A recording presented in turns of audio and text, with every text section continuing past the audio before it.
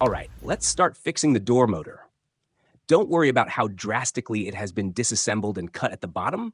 It had to be done, and there was no other way. As you can see, there's water everywhere. The wires are corroded and disconnected, and the connector is completely green, so there's no point worrying about it. We just need to cut off the bottom, remove the connector, actually just take off the plastic, and try to start the electric motor. I disassembled the entire mechanism, but there was absolutely no need for that because there was oil inside. The only real problem was that water got into the electric motor and the connector. And of course, the water and those wires. So, here's the plan. Cut the black and red wires, connect them to a 12-volt battery, and try to start the motor. Don't cut all of them to avoid a short circuit. Under no circumstances should you take the motor apart like I did, because there's a magnet and a Hall sensor inside, which reads the motor's rotations. There's absolutely no need to mess with it, and honestly, this mechanism is meant to be a one-time use. I had a lot of trouble putting it back together. The magnet broke into 3 pieces, I glued it with super glue, but somehow I managed.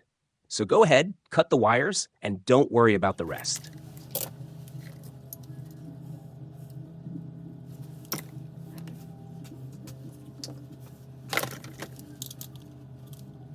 As you can see, I've already put everything back together and connected it. Keep in mind that the connector and wires don't have the same colors, so be careful not to mix them up. Again, the electric motor, black and red wires, must start running. If you connect the positive and negative the wrong way, don't worry about it.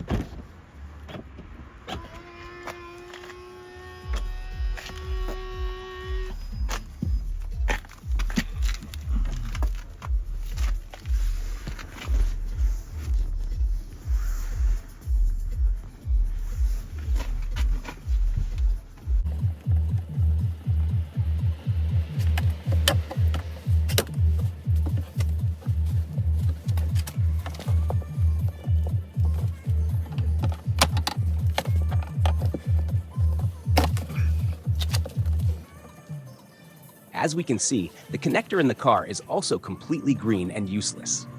Cut that connector off and connect the wires as I did, with simple Wago connectors. Back to the motor. If it doesn't start, try tapping it, knocking on it, spraying it with WD-40 or another similar product to get it going. Under no circumstances should you take it apart. Just try to bring it back to life. You can even connect 20 volt to stimulate it. Swap the positive and negative terminals if needed, just to get it running again. It will work, don't worry.